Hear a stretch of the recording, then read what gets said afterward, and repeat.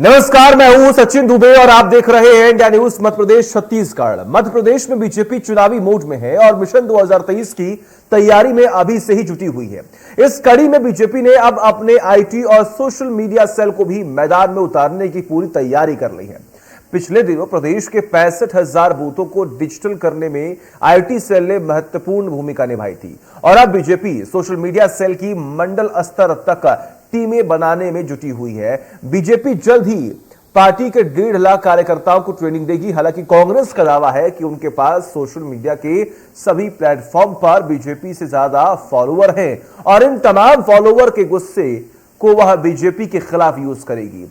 अब देखना यह है कि आज के दौर में हर हाथ में मौजूद मोबाइल को बीजेपी और कांग्रेस किस तरह वोट बैंक में बदलते हैं। क्या कांग्रेस अपने फॉलोअर के दम पर बीजेपी के खिलाफ माहौल बना पाएगी या फिर बीजेपी अपने 1.5 लाख कार्यकर्ताओं की बदौलत सोशल प्लेटफॉर्म पर कांग्रेस से जीत जाएगी। आज इसी मुद्दे पर हम चर्चा करेंगे। हमारे साथ कुछ खास मेहमान भी जुड़ेंगे, लेकिन इस मुद्दे पर मध्य प्रदेश बीजेपी के अध्यक्ष का क्या कहना है, सुनिए।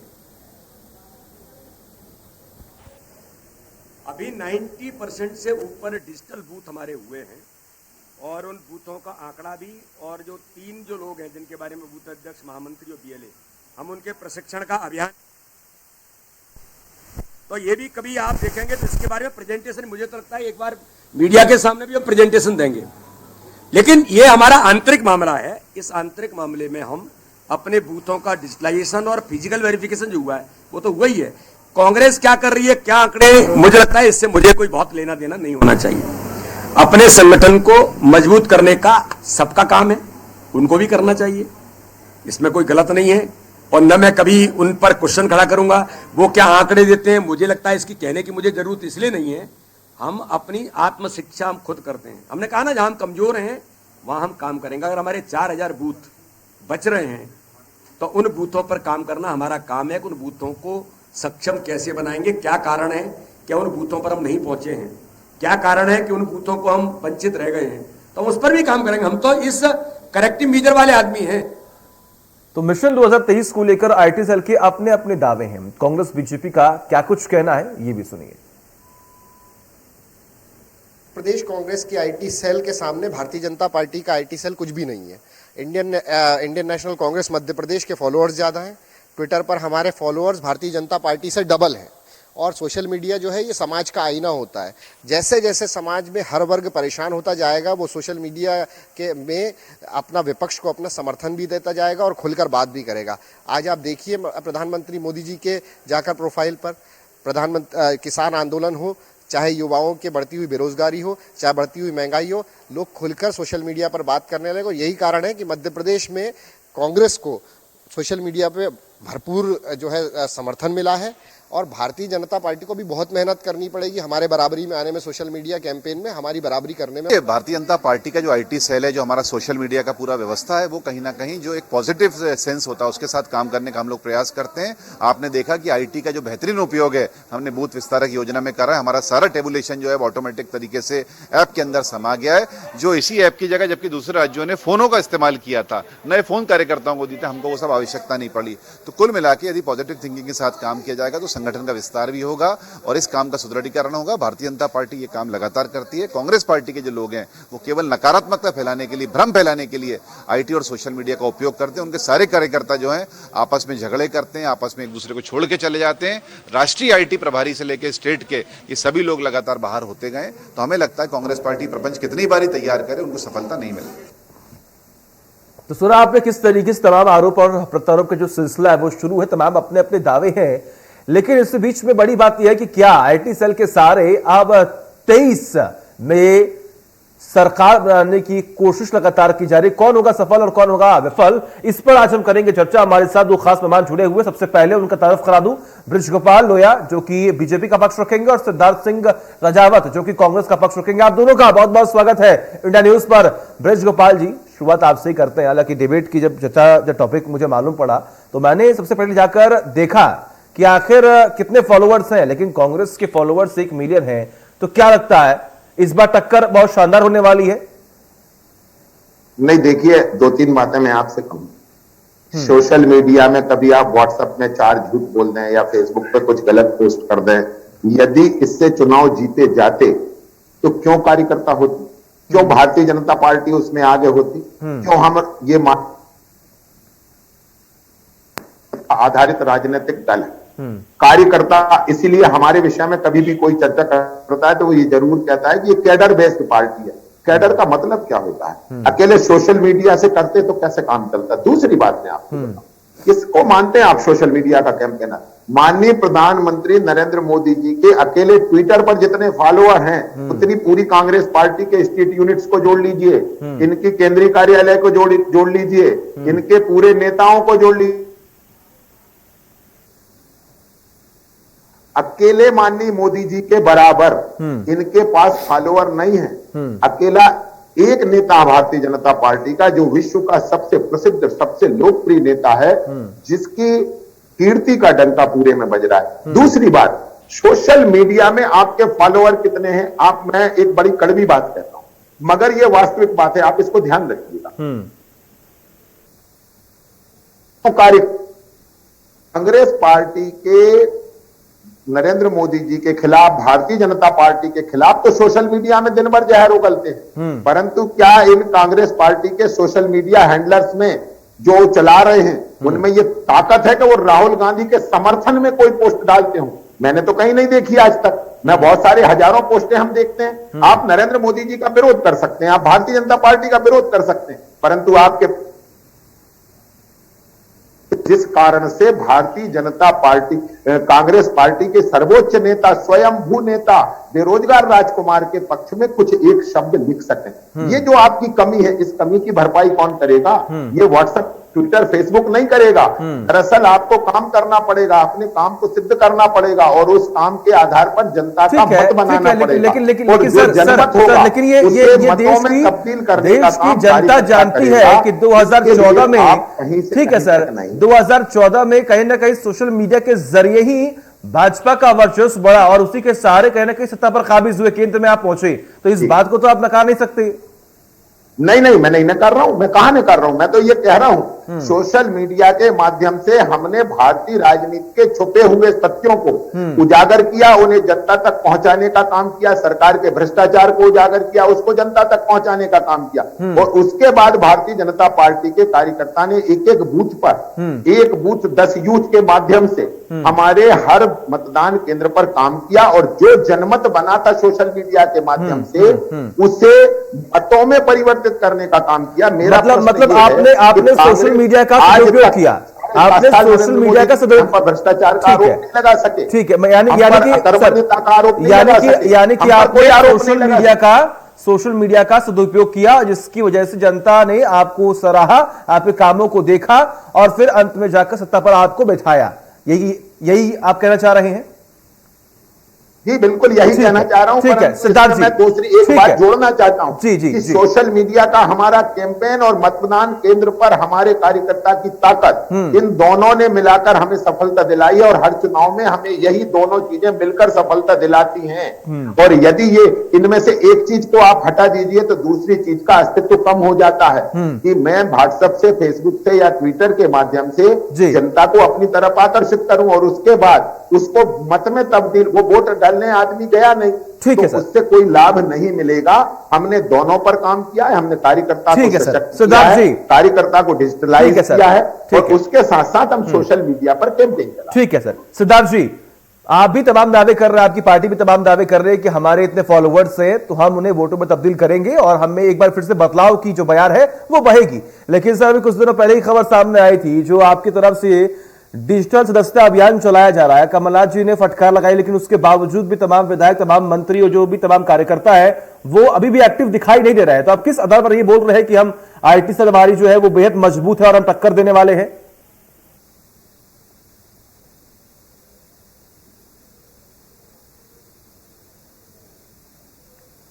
सिद्धार्थ जी, आपकी आवाज हम तक नहीं पहुंच रही है, आप अनम्यूट करिए। आवाज आ रही है आप? जी बिल्कुल बिल्कुल सर, बोलिए।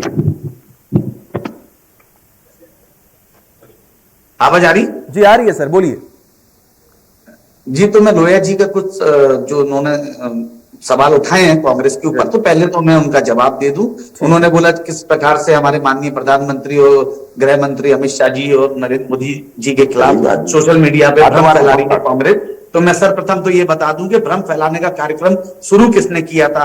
आपने जवाहरलाल नेहरू जी को किस प्रकार से पेश किया, आपने हमारी स्वर्गीय इंदिरा गांधी जी जो शहीद हुई, जिन्होंने अपने छाती पे गोलियां खाई, आपने एक नौजवान प्रधानमंत्री स्वर्गीय प्रधानमंत्री राजीव गांधी जी जिनके चिथड़े उड़ गए, उनको आपने किस प्रकार से पेश किया आपके सोशल मीडिया के आपके लोगों ने, और किस प्रकार से आपने शास्त्री जी और हमारे महात्मा गांधी जी को पेश किया। बड़ा दुर्भाग्य इस देश का, जिन्होंने देश को आजादी दिलाई, आप उनके खिलाफ सोशल मीडिया पे जो प्रचार कर रहे हैं, ये बड़ा निंदनीय, और इसके लिए मैं बड़ा खेद व्यक्त करता हूं। और आपके माध्यम से एक बात और बोलना चाहता हूं, ये जो बात कर रहे थे बेरोजगार युवराज की, तो ये वही बेरोजगार युवराज है जिन्होंने सबसे पहले सोशल मीडिया के माध्यम से आपको चेताया था कि पहली लहर आने वाली है, आप अंतरराष्ट्रीय जो विमान सेवा है उसको बंद करें, पर आप सरकार गिराने के लालच में मध्य प्रदेश की आपने विमानन सेवा बंद नहीं की।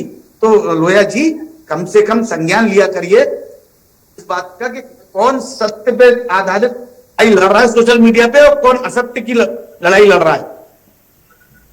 हेलो जी जी, यानी कि असत्य की लड़ाई जो है वो कहीं ना कहीं कौन लड़ रहा है अपने आप एक बड़ा सवाल है। लेकिन ब्रिज गोपाल जी देखिए, सवाल यही है कि तमाम दावे तो किए जा रहे हैं, लेकिन हकीकत क्या है?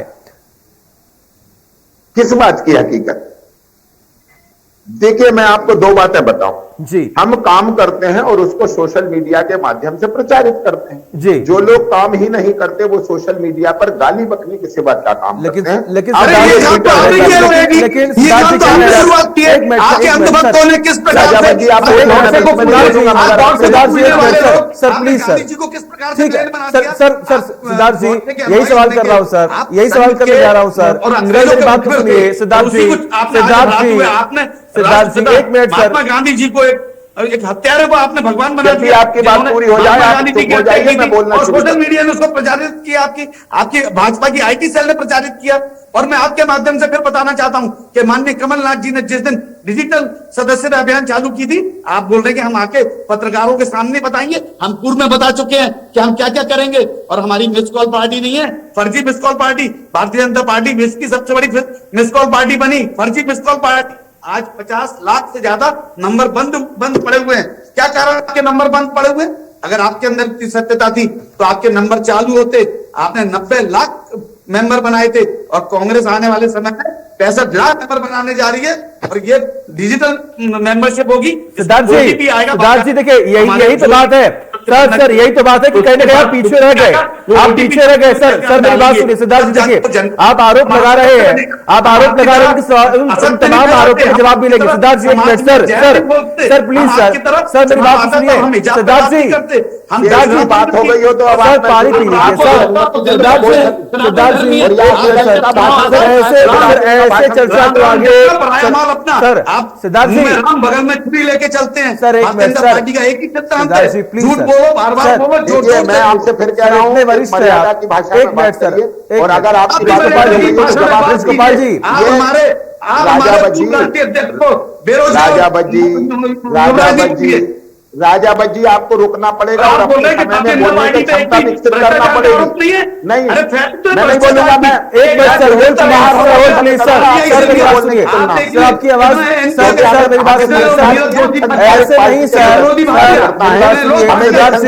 सिद्धार्थ जी व्यक्ति चिल्ला रहा है, गोपाल जी एक मिनट सर, गोपाल जी आप शांत रहिए, गोपाल जी मेरी बात सुनिए सर, देखिए ऐसे नहीं होगा सर, देखिए यहाँ पर चिल्ला के, यहाँ पर चिल्लाने से कुछ नहीं होगा, यहाँ पर चिल्लाने से कुछ नहीं होगा। सिद्धार्थ जी मेरी बात सुनिए, सिद्धार्थ जी मेरी बात सुनिए सर मेरी बात सुनिए, एक minute hold sir please sir, hold sir, Siddharth ji देखिए होल्ड प्लीज सर मेरी बात सुनिए सर, देखिए मेरी बात सुनिए सर, जनता के सामने आके सिद्धार्थ जी एक मिनट सर, ऐसे नहीं सर, ठीक है एक मिनट ब्रिज गोपाल जी एक मिनट रुकिए सर, ऐसे डिबेट नहीं होती, इतने वरिष्ठ सर आपको ये बात समझनी चाहिए ना, आपको ये बात समझ चाहिए कि अब मेरे पास और भी गेस्ट है। एक minute sir, Brij Gopal ji please sir, बोलते रहेगा, ब्रिज गोपाल जी समय के बाद भी बोलते रहेगा। डिबेट की अपनी एक मर्यादा है और उसका पालन करना हर व्यक्ति का कर्तव्य है। ठीक है सर, एक मिनट। दूसरी बात, अब मैं आप झूठ बोलेंगे, आप झूठ बोलेंगे सर, प्रधानमंत्री मैं डिबेट नहीं करूंगा आपसे राजा बच्ची, क्योंकि मैं आपके प्रश्न का उत्तर नहीं दूंगा। मध्य प्रदेश के 7.5 करोड़ जनता के हैं, हम चैनल का जो एंकर हमसे पूछेगा उसके प्रति उत्तर ठीक है देंगे। सर, आपके फालतू के ठीक है प्रश्नों के उत्तर के प्रति जिम्मेवार नहीं। सर सवाल सुनिए। अरे सर मेरी अरे बात जो सुनिए। आदमी सुन नहीं सकता वो कभी अपना पक्ष नहीं रख सकता, जो सुन नहीं सकता वो कभी अपना पक्ष नहीं रख सकता है। मैं आपसे फिर कह रहा हूँ, ये चिल्ला चोट बंद करिए और ये जो बेरोजगारी सर मैं आप दोनों से यही उम्मीद करता हूं, आप दोनों से मैं यही उम्मीद करता हूं कि थोड़ी देर के लिए शांत हो जाए। मेरा सवाल सुनिए सिद्धार्थ जी, क्योंकि आपको तो चरण वंदना और एक परिवार की गुलामी की आदत पड़ी हुई है, और जहां उस परिवार को चोट पड़ती है तो आपके सब में से पसीना बहने लगता है। और ये गुलामों से बहस करने का कोई मतलब नहीं है। हमें संस्कार में सिखाया गया है गुलामों से कभी बहस नहीं करना चाहिए। जिन लोगों के पास बुद्धि नहीं है उनसे बहस नहीं करना चाहिए, जिनके पास तर्क नहीं है उनसे बहस नहीं करना चाहिए। एक मिनट सर, एक मिनट सर, शब्दों की मर्यादा। सर मेरी बात सुनिए सिद्धार्थ जी, ब्रिजगोपाल जी एक मिनट सर, ब्रिजगोपाल जी एक मिनट सर प्लीज सर मेरी बात सुनिए ब्रिजगोपाल जी, ब्रिजगोपाल जी सर एक मिनट रुकिए सर। देखिए एक डिबेट डेकोरम होती है सर, मेरी बात सुनिए सर, सुनूंगा सिद्धार्थ जी सर शांत हो जाइए पहले। आप दोनों ही लगातार बोले जा रहे हैं, पानी पी लीजिए, मेरी बात सुनिए, सवाल सुनिए। आप दोनों को मैं वक्त दूंगा। साहब मैं आपसे एक निवेदन कर रहा हूं, अगर ये तथ्यात्मक बात बोलेंगे तो सुनी जाएगी। सर तो आप भी सर रखिए, आप भी सर एक मिनट सर प्लीज सर एक मिनट सर सवाल सुनिए सर देखिए बेफजूल की बातें मत कीजिए। एक मिनट सर कोई मतलब नहीं बातों का, कोई मतलब नहीं बातों का सर। ठीक है आप लोग भ्रम और झूठ फैलाते हैं, यही भ्रम और झूठ फैला के तो आपने समाज के अंदर झूठ बोल दिया। प्रधानमंत्री बनेंगे इसलिए इस देश को बांट दिया गया। तथ्य ये है, जो तथ्य केवल वो नहीं है जो आपने पढ़ा है। सर टाइम वेस्ट हो रहा है सर जो दर्शक हमें देख रहे हैं वो समझ रहे हैं कि मेरी बात सुनिए सर सिद्धार्थ जी, सर समय खराब हो रहा है सर, समय खराब हो रहा है सर, आपका समय खराब हो रहा है। एक मिनट सर मेरी बात सुनिए सर, मेरी बात सुनिए। 1965 में इंदिरा जी ने वापस ली थी। सर आप मेरी बात सुनिए सर। देखिए मैं लगातार यही कह रहा हूं कि आप दोनों इतने समझदार हैं और इतने बड़े पार्टी को आप प्रेजेंट करते हैं, लेकिन अगर टीवी पे आके डिबेट में अगर ऐसे चर्चाएं होंगी तो सर आम जनता क्या समझेगी, क्या संदेश देने की कोशिश कर रहे हैं आप लोग? मैं आपसे सवाल एक ब्रिजगोपाल जी सवाल सुनिए सर सवाल सुनिए तो पड़ेगा सर, सवाल सुनिए। सवाल यह है, कांग्रेस ने यह आरोप लगाया है कि आईटी सेल के जरिए आपने उनके तमाम बड़े नेताओं को जिन्होंने इस देश को आजाद कराया उसको गलत रिप्रेजेंट किया है। जवाब दीजिए सर। अब मैं जवाब दे दूं जी। आप मुझे ये बताइए कि हमने ये कहा कि जवाहरलाल नेहरू और मोहम्मद अली जिन्ना दो व्यक्ति थे, कांग्रेस के दोनों नेता थे, दोनों में प्रधानमंत्री बनने की महत्वाकांक्षा ने इस देश का विभाजन कर दिया। क्या ये तथ्य नहीं है? क्या ये तथ्य नहीं है कि 1962 में भारतीय राजनीति में नेहरू जी के प्रधानमंत्री होते हुए हमने चीन को 34,000 वर्ग मील जमीन छोड़ दी? ये तथ्य नहीं है? क्या यह तथ्य नहीं है कि 25 जून 1975 को श्रीमती इंदिरा गांधी ने इस देश में संविधान को सस्पेंड कर दिया और मौलिक अधिकारों पर रोक लगा दी, न्यायालय की भूमिका को सीमित कर दिया और देश आपातकाल में चला गया? क्या यह तथ्य नहीं है? मैं आपसे यह पूछता हूं, क्या यह तथ्य नहीं है कि इस देश के प्रधानमंत्री माननीय मनमोहन सिंह जी ने संसद में यह कहा कि इस देश के संसाधनों पर पहला अधिकार नहीं है? क्या यह सत्य नहीं है कि 1984 के सिख दंगों में सज्जन कुमार और कमलनाथ ये एक्यूज नहीं है, इन पर एफआईआर नहीं हुई? आपसे मैं प्रश्न कर रहा हूं, और इनको अगर हम के बीच में लेकर गए हैं तो इसमें गलत क्या है? आप प्रतिकार करिए, आप कहिए कि हमने इमरजेंसी नहीं लगाई, आप कहिए कि राजीव गांधी ने ये नहीं कहा था कि जब बड़ा पेड़ गिरता है तो धरती हिलती है। ठीक है सर, ठीक है सर, समय की बहुत कमी है, समय की बहुत कमी है सर, मेरी बात सुनिए। ठीक है सर, आपने आरोप लगा दिए, आपने सर, एक मिनट सर, पॉइंट पर आगे बढ़ते हैं सर। उत्तर प्रदेश और बिहार के ठीक है के लिए सिद्धार्थ जी, आपने बात की फैक्ट्स की, अरे आपने बात की तथ्यों की। सच नहीं है। ठीक अरे है हम सर, ठीक है सर, जिन्होंने देश को लूटा, जिन्होंने इस देश को बांटा, जिन्होंने इस देश में सद्भाव खराब किया, हम उनके एक एक सत्य को उजागर करेंगे। और ये गूगल का जमाना है। जो जवाब दे रहे हैं सर, देशपाल जी सुन लीजिए, देशपाल जी सुन लीजिए सर, समय की बहुत कमी है सर, समय की बहुत कमी है सर, प्लीज सर, सर एक मिनट सर, आपने आरोप लगाया, जवाब तो सुन लीजिए सर। ठीक है सिद्धार्थ जी बोलिए जल्दी से सर।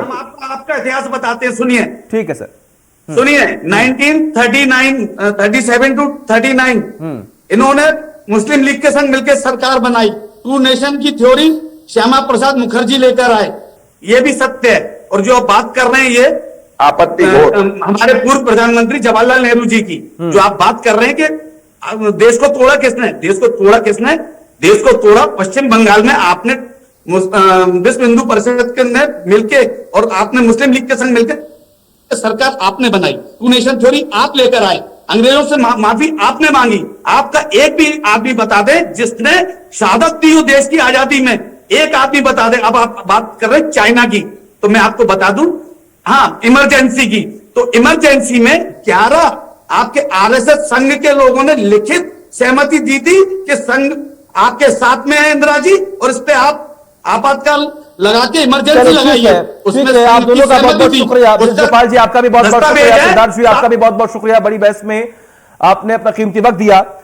बड़ी बात यह है कि अलग अलग दावे हैं, आईटी सेल किसकी मजबूत है, तमाम दावे किए जा रहे हैं, लेकिन बड़ी बात यह है कि आने वाले वक्त में 23 में सत्ता पर काबिज कौन कैसे होगा ये तो आने वाला वक्त बताएगा, लेकिन आईटी सेल के जरिए 23 में राज कौन करेगा ये जनता 23 में बताएगी। एक ब्रेक।